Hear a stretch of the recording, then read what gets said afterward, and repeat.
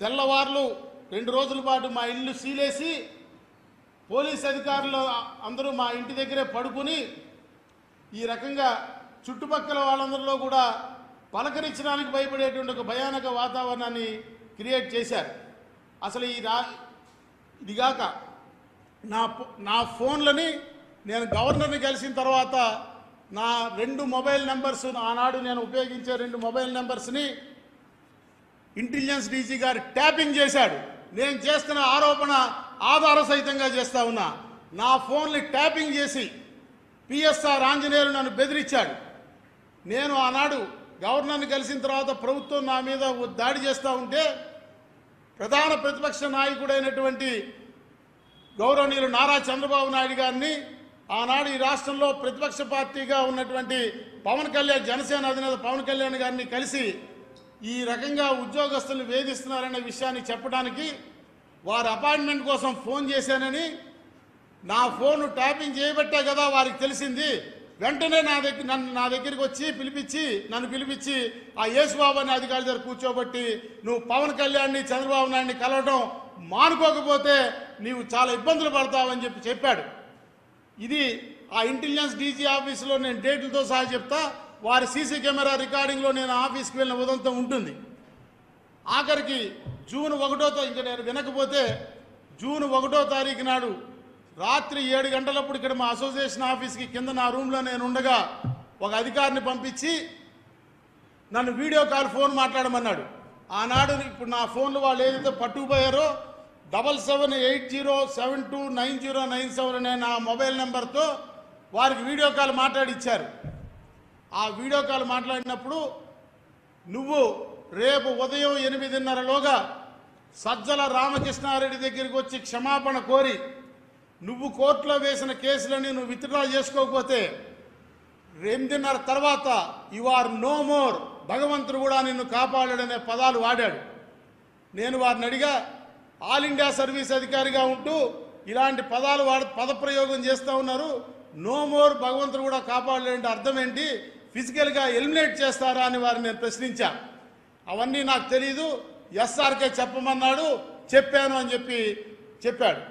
ఆ మర్నాడు జూన్ 2వ తారీఖు 2023 నాడు ఉదయం అచ్చెన్నాయుడు గారి సహకారంతో నేను నాడు ప్రతిపక్ష నాయకుడిగా ఉన్న చంద్రబాబు నాయుడు గారి ఇంటికి వెళ్ళాను ఈ విషయాలు చెప్పడానికి.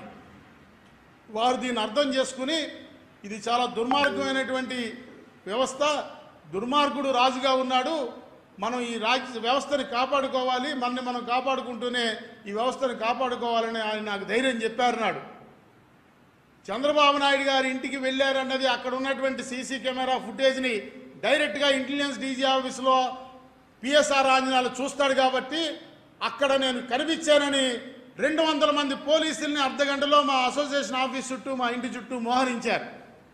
నేను వారికి దొరకకుండా వెళ్ళిపోయానని నా డ్రైవర్ని అనిల్ కుమార్ అనే నా డ్రైవర్ని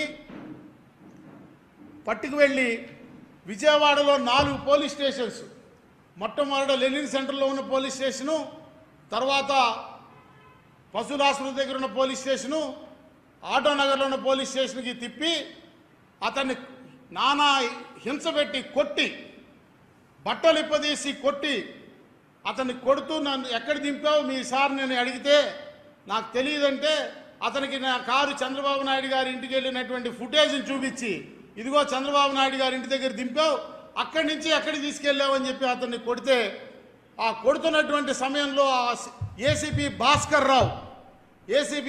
రావు ఫోన్కి సజ్జల సార్ అనే పేరుతో కాల్ రావటం, దొరికాడా చెప్పాడా, ఆ సూర్యనారాయణ ఎక్కడున్నాడా దొరికాడా అని ఆయన అడగటం, లేదు సార్ అని మీరు చెప్తే, దొరికితే నన్ను క్షమించాలి ఈ పదప్రయోగం చేస్తున్నందుకు, ఏసేండి ఆ లంజా కొడుకుననే మాట సజ్జల రామకృష్ణారెడ్డి అన్నట్టుగా స్పీకర్ ఫోన్లో మా డ్రైవర్ విన్నాడు.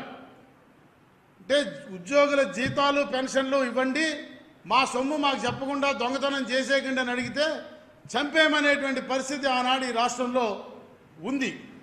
అక్కడి నుంచి మరలా నేను అజ్ఞాతంలోకి వెళ్ళటం, కింది కోర్టులో నాకు యాంటిసిపేటరీ బెయిల్ రాకపోతే, హైకోర్టులో రాకపోతే, సాక్షాత్తు హైకోర్టు జడ్జి గారే ఓపెన్ కోర్టు హాల్లో మై హ్యాండ్స్ ఆర్ టైడ్, నా చేతులు కట్టివేయబడి ఉన్నాయని వ్యాఖ్యానించారంటే ఆనాటి ఈ రాష్ట్రంలో పరిస్థితి ఏంటో అర్థం చేసుకోవాలి. ఇది నేను ఎవరి మీద అభియోగం చేయటంలా, ఇట్ ఈస్ ఆన్ రికార్డ్. ఆనాడు కోర్టు హాల్లో ఉన్న అందరూ కూడా విన్నారు ఈ విషయం. తదనంతరం నేను సుప్రీంకోర్టులో యాంటిసిపేటరీ బెయిల్కి వెళ్తే నాకు ఇంటీరియం యాంటిసిపేటరీ బెయిల్ మంజూరు చేస్తూ సుప్రీంకోర్టు డివిజన్ బెంచ్ సెప్టెంబర్ 15వ తారీఖు నాడు we know what is happening in Andhra Pradesh అనేటువంటి వ్యాఖ్యానం చేసిన విషయం దేశం మొత్తం చూసింది. ఆంధ్రప్రదేశ్ రాష్ట్రంలో జరుగుతున్నది ఏంటో మాకు తెలుసు అని నా ముందస్తు యాంటిసిపేటరీ బెయిల్ని వ్యతిరేకించినటువంటి ప్రభుత్వ ప్లేడర్ సమక్షంలో ఆనాడు సుప్రీంకోర్టు వ్యాఖ్యానించింది.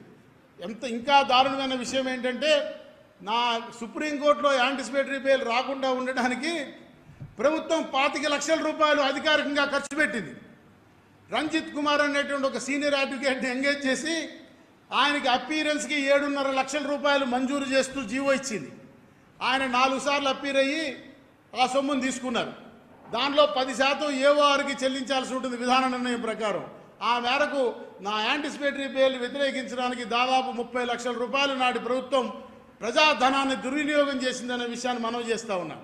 మరి అంత దుర్వినియోగం చేసి నా బెయిల్ అడ్డుకున్నటువంటి ప్రభుత్వం నేటి వరకు ఆ పోలీస్ అధికారులు ఎందుకు నా మీద ఛార్జ్షీట్ పెట్టలేకపోయినారు?